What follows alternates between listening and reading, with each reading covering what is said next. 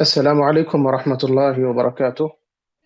الحمد لله رب العالمين، والصلاة والسلام على رسوله الأمين، أما بعد. قال الله تبارك وتعالى في كلامه المجيد: أعوذ بالله من الشيطان الرجيم، بسم الله الرحمن الرحيم. يا أيها الذين آمنوا اتقوا الله وابتغوا إليه الوسيلة. ہر قسم کی تعریف و توصیف، حمد و ثنا، بڑائی، کبریائی، عزت و جلال اللہ وحدہ لا شریک لہ کے لیے لائق و زیبا ہے، جو اللہ رب العالمین تنہا اس ساری کائنات کا خالق، مالک، رازق، مدبر و متصرف ہے۔ تمام قسم کی عبادتوں کا وہی مستحق ہے، اسی کے لیے اچھے اچھے نام اور بلند صفات ہیں۔ لاکھوں کروڑوں انگنت درود و سلام کا نزول ہو تمام انبیاء و رسل پر، خصوصاً میرے اور آپ کے آخری نبی جناب محمد الرسول اللہ صلی اللہ علیہ وسلم پر۔ مختصر سی حمد و ثناء کے بعد، معزز حاضرین و حاضرات، آج کے اس درس میں توسل کے سلسلے میں گفتگو ہوگی۔ توسل کا معنی و مفہوم کیا ہے، اور توسل کے مشروع جائز وسیلے کیا ہیں۔ انشاءاللہ اس سلسلے میں کچھ باتیں آپ کے سامنے رکھنے کی کوشش کروں گا۔ اللہ رب العالمین مجھے حق کہنے، آپ کو حق سننے، اور ہم سب کو اس پر عمل کرنے کی توفیق عطا فرمائے، آمین۔ سب سے پہلے تو دیکھیں کہ توسل کا معنی کیا ہے۔ توسل کہتے ہیں التقرب الی المطلوب، جو ہمارا مقصود و مطلوب ہے اس کے قریب ہونا۔ انسان جو نیک ہے، ایمان والا ہے، اللہ کی معرفت رکھتا ہے، تو ایسے شخص کا مقصد، اس کا مطلوب، جس ذات سے قریب ہونا ہے، وہ اللہ رب العالمین ہے۔ تو ایک ایمان والے بندے کا اللہ رب العالمین کا تقرب حاصل کرنا، یا اللہ کے قریب ہونے کے ذرائع کو تلاش کر کے اس کو اختیار کرنا، یہ توسل کہلاتا ہے۔ اور اس توسل کا یہ جو معنی و مفہوم ہے، اس میں کچھ لوگوں نے اختلاف کیا اور توسل کا غلط معنی و مفہوم بیان کرنے کی کوشش کی، اور توسل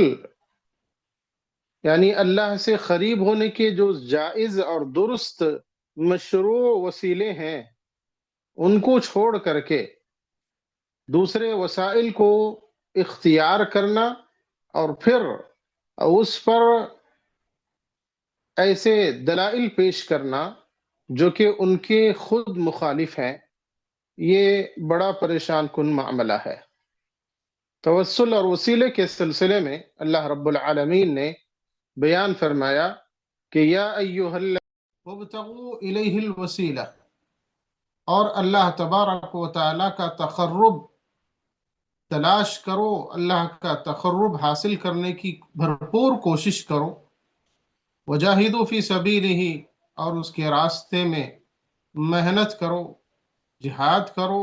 لعلکم تفلحون، تاکہ تم کامیاب ہو جاؤ۔ دیکھیے اس آیت کریمہ کے اندر اللہ تعالیٰ نے ایک تو ایمان والوں کو حکم دیا، اور حکم ایک ہے اللہ کا تقوی اختیار کرنے کا، اللہ سے ڈرنے کا، اور پھر فرمایا کہ اس کے قریب ہونے کے وسائل اور ذرائع کو تم تلاش کرو، اور پھر اس کے راستے میں محنت کرنے کا حکم دیا اور بتایا کہ اس کے بدلے میں لعلکم تفلحون، تاکہ تم کامیاب ہو جاؤ۔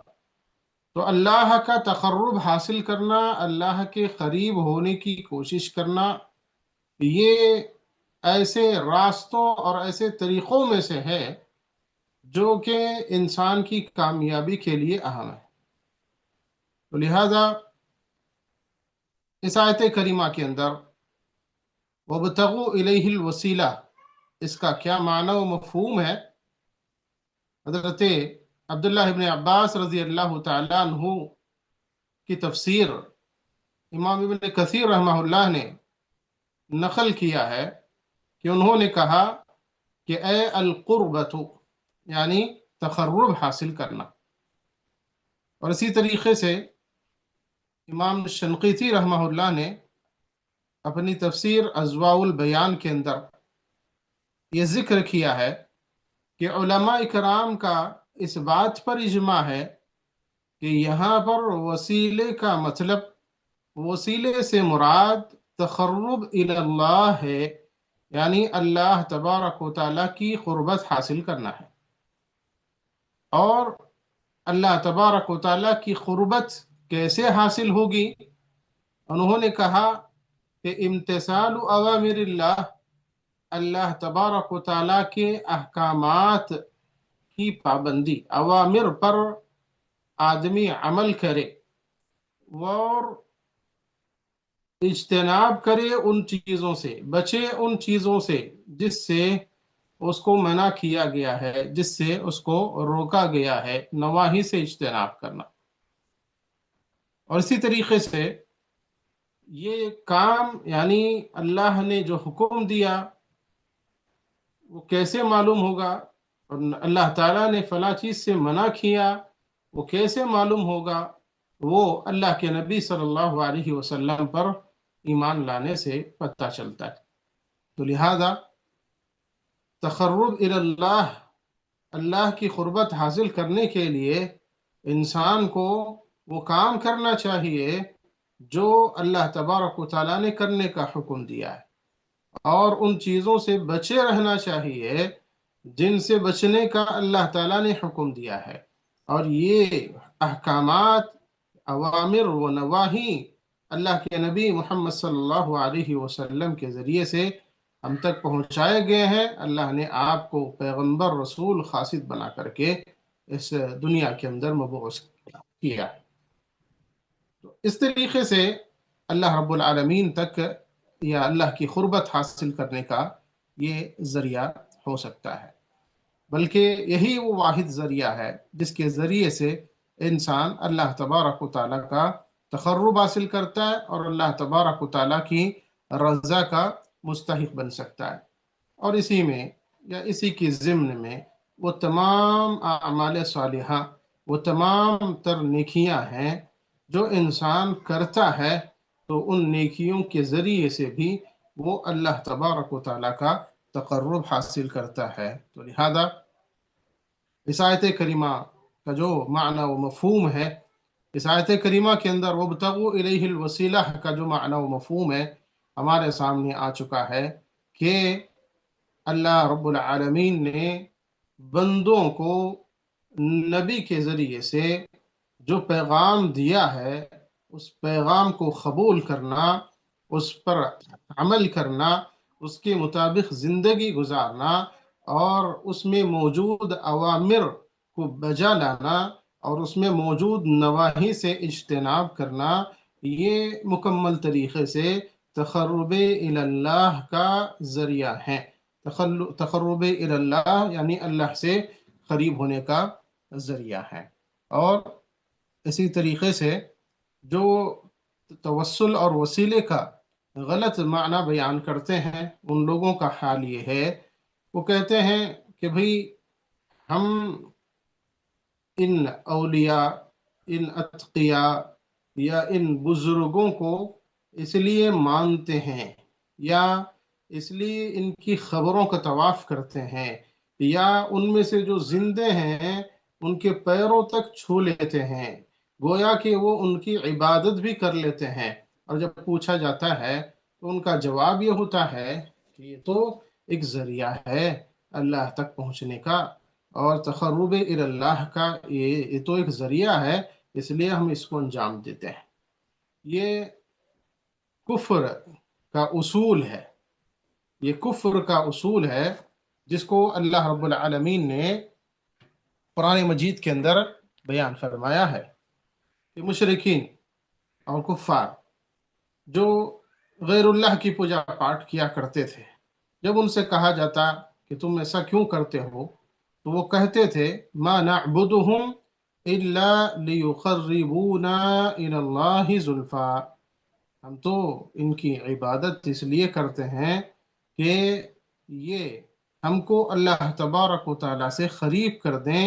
یا اللہ رب العالمین کی نزدیک پہنچانے کا، یا اللہ کے نزدیک ایک مرتبے کا جو راستہ ہے وہ راستہ ہمیں دکھا دیں۔ تو یہ ایک کفر کا اصول ہے، کفر کی بنیاد ہے، جس بنیاد پر لوگ غیر اللہ کی پوجا پاٹ کرتے اور غیر اللہ کی عبادت کیا کرتے تھے۔ تو لہذا جو کوئی شخص توسل اور وسیلے کا یہ معنی سمجھتا ہے کہ فلاں ولی، فلاں جو ہے متقی، یا فلاں زندہ یا مردہ کوئی بھی ہم کو اللہ سے قریب کرتے ہیں، تو یہ معنی و مطلب بالکل غلط ہے۔ اور اس طریقے سے جو ہے کسی کے واسطے سے یا کسی کو وسیلہ بنا کر کے اللہ کی قربت حاصل کرنے کا جو مفہوم لوگوں کے درمیان عام ہے، یہ بالکل درست نہیں ہے، بلکہ جو ہے اللہ کا تقرب حاصل کرنے کے کیا ذرائع ہیں، وہ ذرائع کیا ہیں جن کی وضاحت کتاب و سنت کے اندر موجود ہے۔ اور اسی طریقے سے ایک مقام پر اللہ رب العالمین نے بیان فرمایا کہ اولئک الذین یدعون، یہ لوگ جن کو پکارتے ہیں، یعنی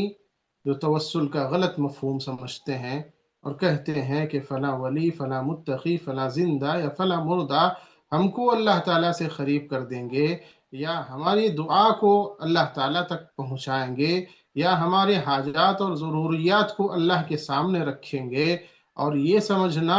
کہ اللہ ہماری دعا نہیں سنتا، ہم تو گنہگار ہیں، یہ فلاں متقی بندہ ہے، اس کی دعا کے ذریعے سے ہم اپنی حاجت و ضرورت کو پورا کرتے ہیں، تو یہ جو مفہوم اور اسے یہ جو معنی ہے، تو اس کے اندر جو ہے کفر اور شرک پایا جاتا ہے۔ اور پھر ساتھ میں وہ کام جو اللہ کے لیے کرنا ہے یہ غیر اللہ کے سامنے کرتے ہیں، کوئی کسی خبر کا طواف کرتا ہے، اور کوئی نظر مانتا ہے، اور کوئی کسی زندہ جسے وہ ولی سمجھتا ہے اس کے پیر چھوتا ہے، یا اس کے سامنے سجدہ کرتا ہے، یا اس کے سامنے قیام کرتا ہے، تو یہ سارے کے سارے اعمال جو کہ اللہ کے لیے ہونے چاہیے تھے، یہ اللہ کے بندے یا کہ پھر جو ہے غیر اللہ کے لیے کرتے ہیں، اور سمجھتے ہیں کہ یہ جو ہے تقرب اللہ کا ذریعہ ہے، تو بالکل یہ معنی و مفہوم غلط ہے۔ اللہ نے فرمایا اولئک الذین یدعون، یہ لوگ جن کو پکارتے ہیں ان لوگوں کا حال یہ ہے، یعنی واقعی کسی اللہ کے ولی، متقی، پرہیزگار، ایمان والے بندے کو بھی اگر یہ پکار رہے ہوں، تو ان کا حال، یعنی جن کو یہ پکار رہے ہیں، اللہ رب العالمین نے بیان فرمایا یبتغون الی ربہم الوسیلہ، وہ لوگ اللہ رب العالمین سے قریب ہونے کا راستہ تلاش کرتے ہیں، ایہم اقرب، کہ کون سب سے زیادہ اللہ تبارک و تعالیٰ سے قریب ہو، وَيَرْجُونَ رَحْمَتَهُ، اور وہ سب اللہ کی رحمت کی متمنی ہیں، اللہ کی رحمت کی امید کرتے ہیں، وَيَخَافُونَ عَذَابَهُ، اور اس کے عذاب سے ڈرتے ہیں۔ تو جب یہ طبقہ جو اللہ کے ولیوں کا ہے، یہ طبقہ جو اللہ کے نیک بندوں کا ہے، ان کا حال یہ ہے کہ وہ خود اللہ سے قریب ہونے کے راستے تلاش کرتے ہیں، وہ خود جو ہے اللہ کی رحمت کے امیدوار ہیں، اور وہ خود اللہ کے عذاب سے ڈرتے ہیں۔ فرمایا ان عذاب ربہ، اللہ رب العالمین نے فرمایا ان عذاب ربک کان محذورا، یقیناً تیرے رب کا عذاب ہے ہی ایسا کہ اس سے ڈرا جائے۔ تو پھر جو ہے یہ جن لوگوں کو پکارتے ہیں ان کا حال اللہ نے بیان کیا، تو پھر یہ کیسے جو ہے ان لوگوں کے حال و احوال کو، ان لوگوں کی حاجات و ضروریات کو، یا ان لوگوں کی جو ہے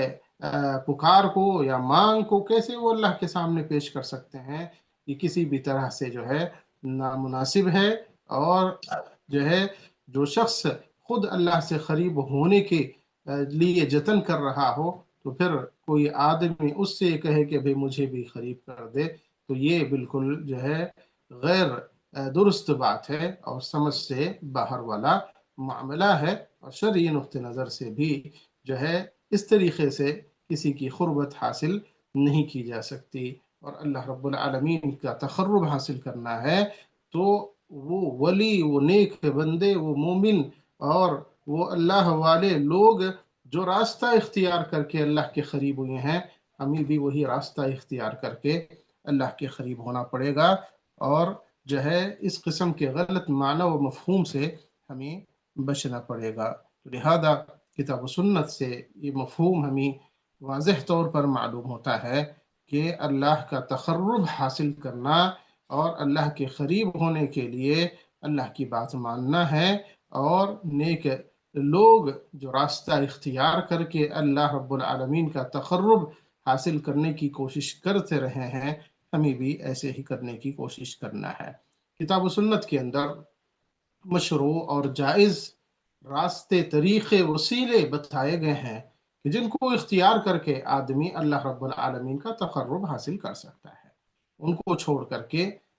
کسی اور طریقے کو اختیار کرنا یہ نامناسب ہے، جس کو کہ ممنوع وسیلہ کہا جاتا ہے۔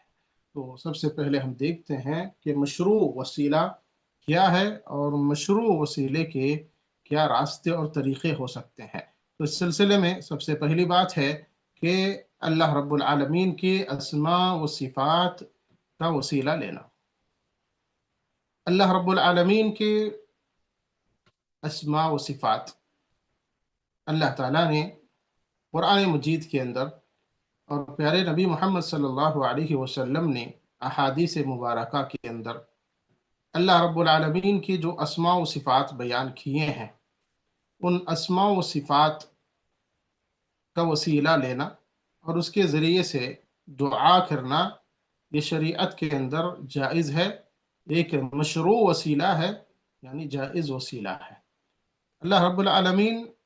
کی جتنے اسماء و صفات ہیں، ان تمام اسماء و صفات سے اللہ تبارک و تعالیٰ کو بندہ پکار سکتا ہے۔ جیسے کوئی آدمی کہے اللہم انی اسألک یا غفور ان یغفر لی ذنبی، کہ اے اللہ تبارک و تعالیٰ، یا غفور، اے بخشنے والے، میں تجھ سے اپنے گناہ کی مغفرت طلب کرتا ہوں۔ تو اس طرح اللہ رب العالمین ایک صفت غفور ہے، یعنی اللہ تعالیٰ بخشنے والا ہے۔ اس صفت کے ذریعے سے بندہ اللہ تبارک و تعالیٰ سے دعا کر رہا ہے کہ اے بخشنے والے تو مجھے بخش دے۔ تو اللہ کے اسماء و صفات کے ذریعے سے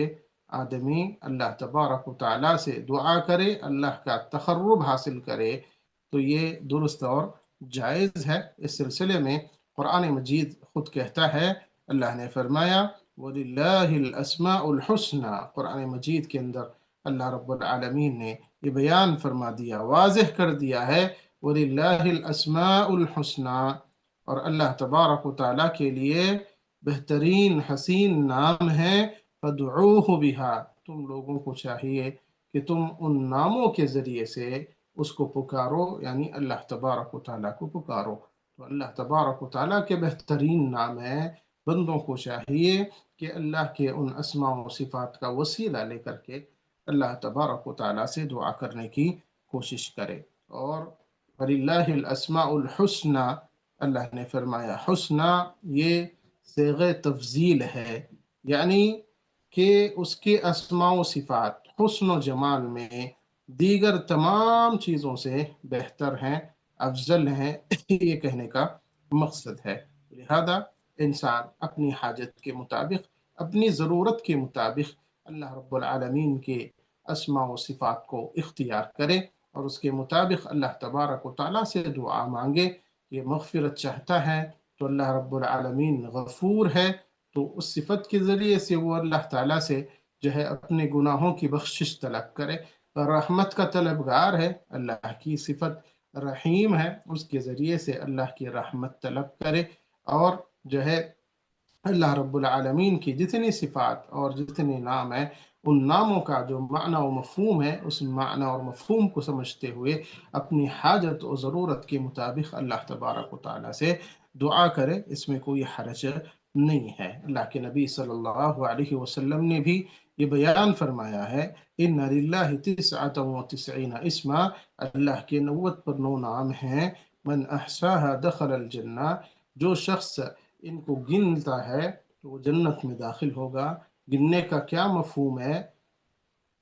علامہ ابن عثیمین رحمہ اللہ نے 3 چیزوں کا ذکر کیا۔ پہلی بات یہ ہے الاحاطۃ بها لفظا و معنی،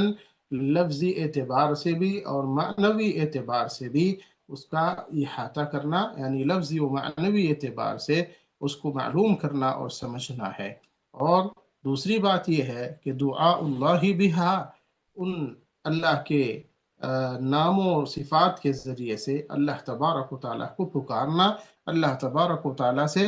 دعائیں کرنا ہے، کہ دعا کے وقت بندہ جو ہے اللہ کے ان اسماء و صفات کو وسیلہ بنائے، جیسے کہے یا ذل جلال والاکرام، یا کہے یا حی یا قیوم برحمتک استغیث، وغیرہ جو بھی دعائیں اللہ کے نبی صلی اللہ علیہ وسلم سے بھی ثابت ہیں، اور جو ہے آدمی اپنی حاجت اور ضرورت کے مطابق اللہ کے اسماء و صفات سے جو ہے وسیلہ لے سکتا ہے، یہ جائز اور مشروع وسیلہ ہے۔ اس سلسلے میں جو ہے چند دعائیں جو کتاب و سنت میں مذکور ہیں ان کو ذکر کر کے میں اپنی بات کو آگے بڑھاتا ہوں۔ حضرت ابراہیم علیہ السلام نے اور حضرت اسماعیل علیہ السلام نے، دونوں نے، باپ بیٹے دونوں نے جب کعبے کی تعمیر کی تو اس وقت کئی دعائیں مانگی۔ ان میں سے ایک دعا یہ بھی تھی کہ ربنا وبعث فیہم رسولا منہم یتلو علیہم آیاتک ویعلمہم الکتاب والحکمت ویزکیہم انک انت العزیز الحکیم۔ ربنا، اے ہمارے رب، یہ ربوبیت ہے اللہ تبارک و تعالیٰ سے، جس کے ذریعے سے جو ہے انہوں نے دعا کی، کہا کہ اے ہمارے رب، ان لوگوں کے اندر ایک رسول کو بھیج دے جو کہ انہی میں سے ہو، اور ان کو تیری آیتیں پڑھ کے سنائے اور کتاب و حکمت کی تعلیم دے اور ان کو پاک کرے۔ انک انت العزیز الحکیم، کہا کہ یقیناً تو غالب حکمت والا ہے۔ تو اللہ رب العالمین کی یہ صفات ہیں کہ اللہ عزیز ہے اور اللہ تبارک و تعالی حکیم ہے۔ ان جو ہے صفات کا ذکر کرتے ہوئے ان دونوں باپ بیٹے جو ہے اللہ کے انبیاء علیہ السلام نے دعائیں کی تھی، اور اسی طریقے سے حضرت سلیمان علیہ السلام کی دعا کو قرآن میں ذکر کیا گیا۔ انہوں نے کہا کہ ربی اوزعنی، اے میرے رب، اللہ کی ربوبیت ہے، کہا کہ اے میرے رب اوزعنی ان اشکر نعمتک التي انعمت علی وعلی والدی، اللہ مجھے توفیق دے، اے اللہ اوزعنی مجھے توفیق دے کہ میں شکر ادا کروں تیری ان نعمتوں کا جو تو نے مجھ پر کیا ہے اور میرے والدین پر کیا ہے، وان اعمل صالحا ترضاہ، اور میں ایسے کام کروں، ایسے نیک اعمال انجام دوں جس سے تو راضی ہوتا ہے۔ وادخلنی برحمتک فی عبادک الصالحین، اے اللہ تیری رحمت سے تو مجھے تیرے نیک بندوں میں شامل فرما لے۔ اس آیت کریمہ کے اندر بھی اللہ رب العالمین کی صفات جیسے برحمتک کہا کہ تیری رحمت، تو اس کو ذریعہ بنا کر کے جو ہے دعا مانگی گئی ہے۔ اسی طرح اللہ کے نبی صلی اللہ علیہ وسلم کی ایک دعا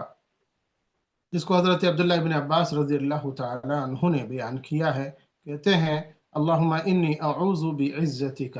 لا الہ الا انت ان تضلنی انت الحی الذی لا يموت والجن والانس يموتون۔ اللہ کے نبی صلی اللہ علیہ وسلم دعا کرتے تھے اللہم انی اعوذ بک، اعوذ بعزتک، اے اللہ میں تیری عزت کی پناہ میں آتا ہوں، لا الہ الا انت،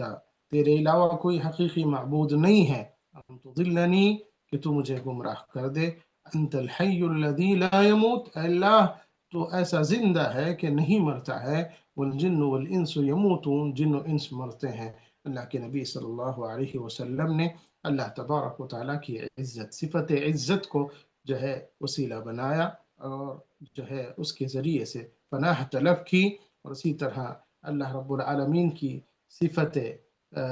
حیات کو ذریعہ بنایا، کہا کہ انت الحی الذی لا يموت، اے اللہ تو ایسا زندہ ہے کہ جو کبھی نہیں مرتا ہے۔ تو اس طریقے سے اللہ رب العالمین کی صفات کو وسیلہ بنا کر کے اللہ رب العالمین سے دعا کی جاتی ہے، جس کا ذکر کتاب و سنت کے اندر کیا گیا۔ اور اسی طریقے سے اللہ کے نبی صلی اللہ علیہ وسلم نے دعائے استخارہ صحابہ کرام کو سکھائی۔ حضرت جابر بن عبداللہ رضی اللہ تعالی عنہما بیان فرماتے ہیں کہ رسول اللہ صلی اللہ علیہ وسلم اپنے صحابہ کو استخارہ جو ہے سکھاتے تھے، جیسے قرآن کی کوئی صورت سکھاتے تھے۔ اور استخارہ کی جو دعا ہے، اللہ کے نبی صلی اللہ علیہ وسلم نے فرمایا اذا ہم احدکم بالامر، جب تم میں سے کوئی آدمی کسی کام کے کرنے کا ارادہ کر لے تو فلیرکع رکعتین من غیر الفریضہ، کہ فرض نماز کے علاوہ 2 رکعتیں نماز پڑھ لے، ثم لیقل، پھر کہے کہ اللہم انی استخیرک بعلمک واستقدرک بقدرتک واسألک من فضلک، اے اللہ رب العالمین میں تجھ سے استخارہ کرتا ہوں، طلب کرتا ہوں، بعلمک تیرے علم سے، واستقدرک بقدرتک اور تیری قدرت کے ذریعے میں تجھ سے جو ہے طاقت طلب کرتا ہوں، واسألک من فضلک اور میں تیرا فضل تلاش کرتا ہوں، فإنک تقدر ولا اقدر، تو قادر ہے میں قادر نہیں، تو طاقت رکھتا ہے میں طاقت نہیں رکھتا، ولا وتعلم ولا اعلم، تو جانتا ہے میں نہیں جانتا، وانت علام الغیوب اور تو غیبوں کا جاننے والا ہے۔ لہذا اس حدیث مبارکہ میں جو کہ دعا استخارہ ہے، اللہ کے نبی صلی اللہ علیہ وسلم نے اللہ کے علم، اللہ کی قدرت اور اللہ کے فضل اور کو جو ہے ذریعہ بنایا ہے، اور پھر جو ہے اللہ رب العالمین کی قدرت اور اللہ کا علم جو کہ غیب کا جاننے والا ہے، ان تمام چیزوں کا تذکرہ کیا، جس سے پتہ چلتا ہے کہ اللہ رب العالمین کی جو اسماء و صفات ہیں، ان اسماء و صفات کے ذریعے سے اللہ رب العالمین سے دعا کرنا اور اس کو وسیلہ بنانا جائز اور درست ہے، اس میں کسی قسم کا شک نہیں ہے۔ کتاب و سنت کے دلائل اس پر جو ہے واضح طور پر دلالت کرتے ہیں۔ اس سلسلے میں جو ہے ایک مختصر سی بات ہے جس کو کہہ کر کے میں آگے بڑھوں گا کہ اللہ رب العالمین کی جتنے نام و صفات ہیں، ان تمام ناموں اور صفات کے ذریعے اللہ کی قسم کھا سکتے ہیں، اور اللہ رب العالمین کی پناہ طلب کر سکتے ہیں۔ جیسے جو ہے کوئی بندہ یہ کہنا چاہتا ہے کہ اللہ کی قسم، تو اللہ ہی کہے، اور والرحمن، رحمان کی قسم، جو ہے آدمی اللہ کے نام و صفات کی قسم کھا سکتا ہے۔ اور اسی طریقے سے اللہ تبارک و تعالیٰ سے پناہ چاہتا ہے، اللہ تبارک و تعالیٰ کی پناہ میں آنا چاہتا ہے، تو وہ اللہ تبارک و تعالیٰ کے کسی بھی نام اور صفت کے ذریعے سے پناہ میں آ سکتا ہے۔ لیکن کسی کا نام جب رکھنا ہے تو ایسے وقت میں اس بات کا خیال رہے کہ اللہ رب العالمین کا جو نام ہے اسی نام کے ذریعے سے بندے کا نام رکھے، یعنی کہے عبداللہ، عبد الرحمن، عبد الرحیم، اور صفات کو جو ہے جوڑ کر کے نام نہیں رکھا جا سکتا۔ جیسے ہم یہ نہیں کہہ سکتے کہ جو ہے عبد الرحمتی یا کہ پھر عبد الکرمی، اس طریقے کا نام ہم نہیں رکھ سکتے ہیں، اس بات کا ہمیں دھیان ہونا چاہیے۔ اور ایک وسیلہ تھا جس کو کہ جائز اور مشروع وسیلہ کہا گیا ہے، اور اس کے علاوہ ایک دوسرا وسیلہ ہے جو کہ جائز اور مشروع ہے، وہ یہ ہے کہ انسان کے کیے گئے نیک اعمال کا وسیلہ لینا۔ انسان جو کچھ بھی نیک عمل کرتا ہے، انسان کا ایمان اور انسان کی توحید اور انسان کا کوئی بھی نیک عمل، نماز، روزہ، یا کوئی جو ہے اچھا کام، والدین کی خدمت وغیرہ، اور اسی طریقے سے کسی گناہ سے انسان بچتا ہے تو یہ بھی ایک قسم کی نیکی ہے۔ تو ان نیکیوں کا سہارا یا ان نیکیوں کو ذریعہ بنا کر، ان نیکیوں کو وسیلہ بنا کر کے اللہ رب العالمین سے دعا کی جا سکتی ہے۔ اس سلسلے میں دلائل، قرآن مجید کی دلائل اور اسی طریقے سے احادیث کے اندر بھی اس سے متعلق دلائل موجود ہیں۔ دیکھیے اللہ رب العالمین ارشاد فرماتا ہے الذین یقولون ربنا اننا آمنا فاغفر لنا ذنوبنا، جو لوگ کہتے ہیں کہ اے ہمارے رب ہم ایمان لے آئے، فاغفر لنا ذنوبنا، اللہ ہمارے گناہوں کو معاف فرما۔ یعنی ایمان لانے کو اللہ کے سامنے ایک ذریعہ بنایا، کہا کہ اللہ ہم ایمان لائے اور اس ایمان کی وجہ سے تو ہمیں بخش دے، وقنا عذاب النار، اور ہم کو جہنم کے عذاب سے بچا لے۔ اور اسی طرح اللہ نے فرمایا انہ کان فریق من عبادی،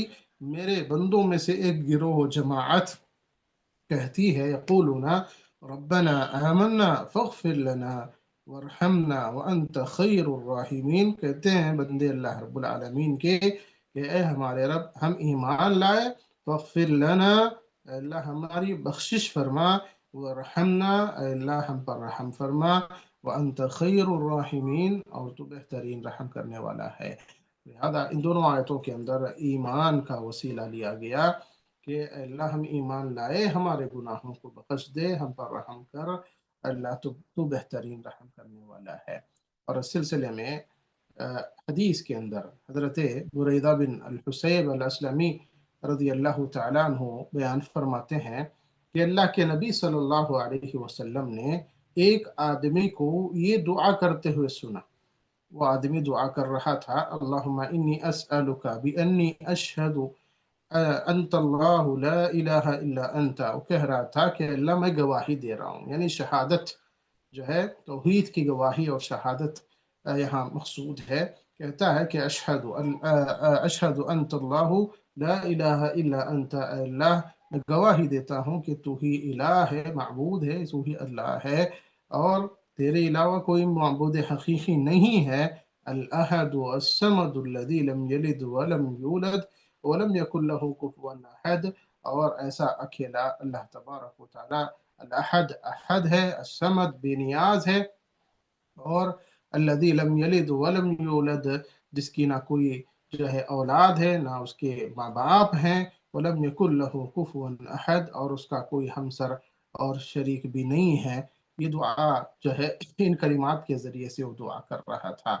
تو اللہ کے نبی صلی اللہ علیہ وسلم نے اس کی دعا کو سنی تو آپ نے فرمایا والذی نفسی بیدی، اس ذات کی قسم جس کے ہاتھ میں میری جان ہے، لقد سأل اللہ باسمہ الاعظم، کہ اس نے اللہ کے بہت بڑے نام سے اس کو پکارا ہے، اذا دعی بہ اجابا، جب اس کے ذریعے سے دعا کی جاتی ہے، یعنی اس کو ذریعہ بنا کے دعا کیا جاتا ہے تو اللہ اس کو قبول کر لیتا ہے۔ وَإِذَا سُئِلَ بِهِ أَعْطَى، اور اس کے ذریعے جب کوئی بندہ اللہ سے مانگتا ہے، اعطا، اللہ تبارک و تعالیٰ دے دیتا ہے۔ تو اس حدیث مبارکہ کے اندر جو ہے دونوں چیزیں موجود ہیں کہ توحید کی گواہی ایک بہت بڑی نیکی ہے، اس کے ذریعے سے بندہ دعا کر رہا تھا، اور جو ہے اللہ کے نبی صلی اللہ علیہ وسلم نے فرمایا کہ اس نے اللہ کے بہت بڑے نام سے، اسم اعظم جس کو کہا جاتا ہے، اس کے سلسلے میں جو ہے علماء کے درمیان کچھ اختلاف پایا جاتا ہے کہ اسم اعظم کیا ہے۔ تو اس میں سے ایک قول یہ بھی ہے کہ لفظ اللہ، یہ اللہ تبارک و تعالیٰ کا اسم اعظم ہے، تو لہٰذا جو ہے یہ اللہ کا ذاتی نام بھی ہے، اور اس کے ذریعے سے بھی اس نے اللہ تعالیٰ سے دعا کی، اور ساتھ میں شہادت جو ہے توحید کی گواہی کو بھی جو ہے اس نے ذریعہ بنایا ہے۔ تو توحید کی گواہی اور ایمان کا ذکر جو کہ ابھی آیتوں میں گزرا، یہ بڑی نیکیاں ہیں جس کے ذریعے سے بندے اللہ تبارک و تعالیٰ سے دعا مانگتے ہیں، اللہ رب العالمین سے دعا مانگنے کا ایک ذریعہ ہے۔ اور اسی طریقے سے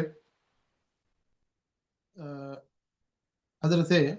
ابن عمر رضی اللہ تعالیٰ عنہ بیان فرماتے ہیں کہ میں نے رسول اللہ صلی اللہ علیہ وسلم سے سنا ایک لمبا واقعہ ہے جو آپ لوگوں نے بھی بارہا سنا ہوگا کہ اللہ کے نبی صلی اللہ علیہ وسلم نے گزشتہ زمانے کے 3 لوگوں کا ذکر فرمایا جو کہ ایک جو ہے جنگل میں چلے گئے تھے اور وہاں پر انہوں نے رات گزارنے کے لیے ایک غار کو منتخب کیا، اس غار کے اندر چلے گئے، اچانک جو ہے ایک چٹان ان کے غار کے منہ پر آ کر کے گر گیا، یعنی آڑا آ گیا جس کے ذریعے جس سے ان کے باہر نکلنے کا راستہ بند ہو گیا۔ اب پریشان تھے تینوں بھی، اور انہوں نے کہا کہ اب یہاں پر کوئی بچانے والا نہیں ہے، ایک تو غار کے اندر ہے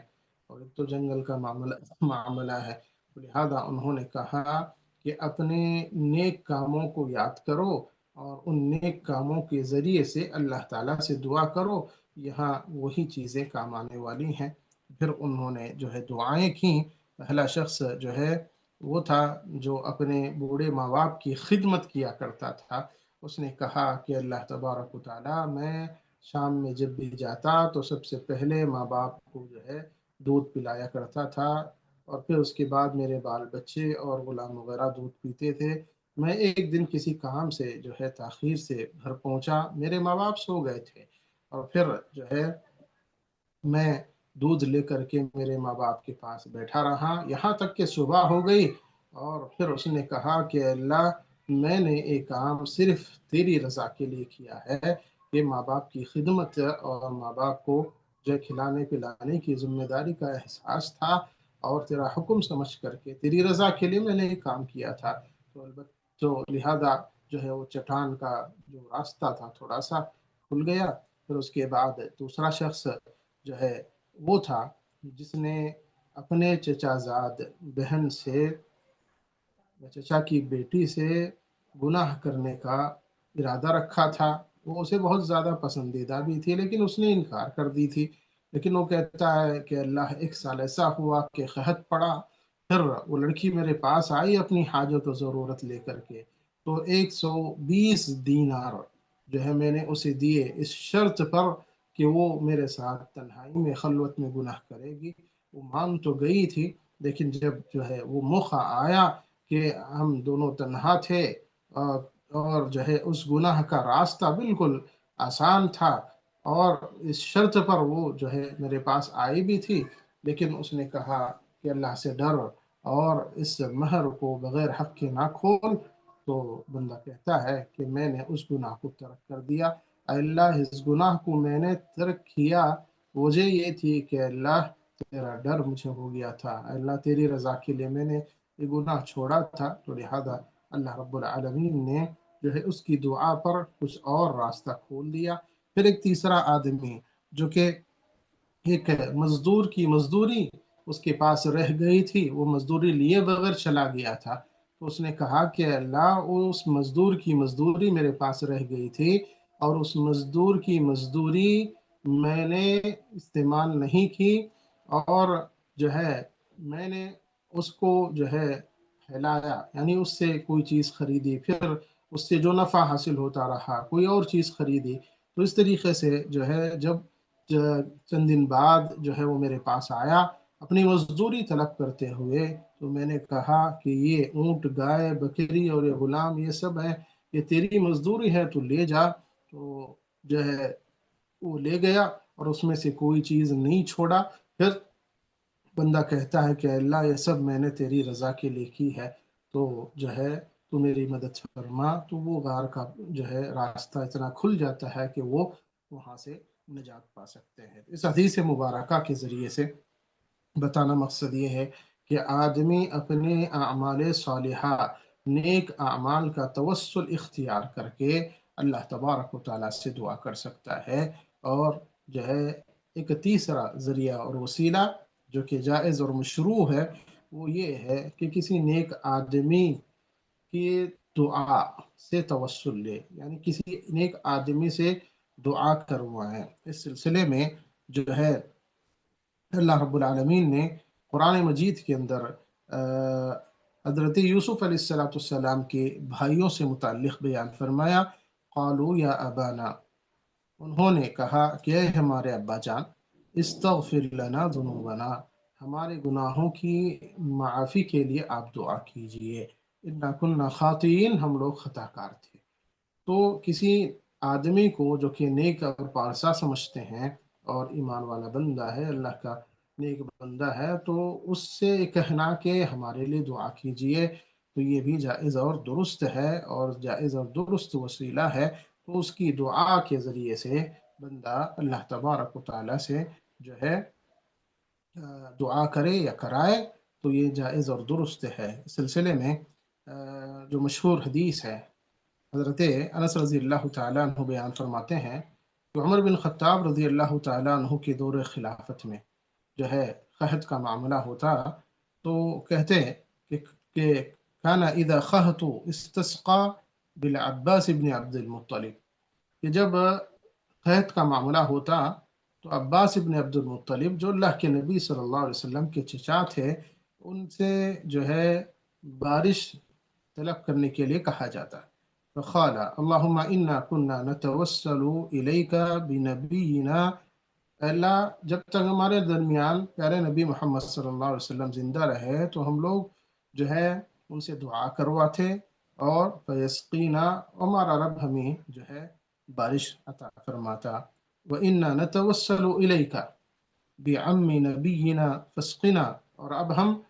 جو ہے اللہ کے نبی صلی اللہ علیہ وسلم تو نہ رہے، تو نبی صلی اللہ علیہ وسلم کے چچا عباس ابن عبد المطلب سے دعا کرواتے ہیں، فسقنا، اے اللہ جو ہے تو ہمیں بارش عطا فرما۔ قال فیسقون، تو کہتے ہیں کہ وہ بارش ہو جاتی تھی۔ تو قحط کے معاملات میں، قحط کے وقت میں جب بارش نہ ہوتی تو اللہ کے نبی صلی اللہ علیہ وسلم جو ہے صحابہ کو لیتے، باہر نکلتے اور نماز پڑھتے، دعا کرتے وغیرہ وغیرہ، تو یہ معاملات ہوا کرتے تھے۔ اب جو ہے اللہ کے نبی صلی اللہ علیہ وسلم کی وفات کے بعد عباس ابن عبد المطلب رضی اللہ تعالیٰ عنہ، جو اللہ کے نبی صلی اللہ علیہ وسلم کے چچا تھے، ان کے وسیلے سے دعا کرائی جاتی تھی، تو اللہ رب العالمین جو ہے بارش برساتا تھا۔ تو لہذا جو ہے کسی نیک آدمی کے دعا سے وسیلہ پکڑنا صحیح اور درست ہے۔ اور کچھ لوگوں نے اس حدیث کا غلط مفہوم یہ سمجھا ہے کہ جو ہے صحابہ کرام نے نعوذ باللہ حضرت عباس ابن عبد المطلب رضی اللہ تعالیٰ عنہ کو، جو کہ اللہ کے نبی صلی اللہ علیہ وسلم کے چچا تھے، ان کو ڈائریکٹ ذریعہ اور وسیلہ بنایا ہے۔ حالانکہ بات یہ نہیں ہے، بلکہ جو ہے اللہ کے نبی صلی اللہ علیہ وسلم کے چچا عباس ابن عبد المطلب کی دعا کے ذریعے سے جو ہے بارش طلب کی جاتی تھی، ورنہ کسی کی جو ہے ذات کو یا کسی کی جاہ و جلال کو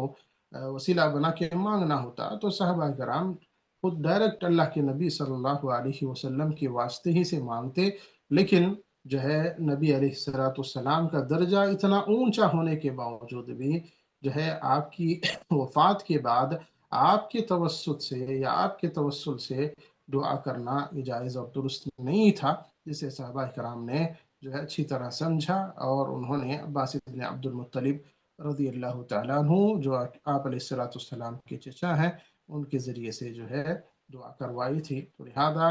توسل کا معنی و مفہوم کیا ہے، اور اسی طریقے سے توسل کی جائز اور مشروع صورتیں کیا ہیں، یہ چیزیں میں نے آپ کے سامنے رکھنے کی کوشش کی ہے، اور ممنوع وسیلہ کیا ہے، تو انشاءاللہ ممکن ہوئے کہ جو ہے اگلے درس میں آپ کے سامنے باتیں آئیں گی۔ اللہ رب العالمین سے دعا ہے اللہ رب العالمین ہمیں صحیح بات کہنے، سننے اور اس پر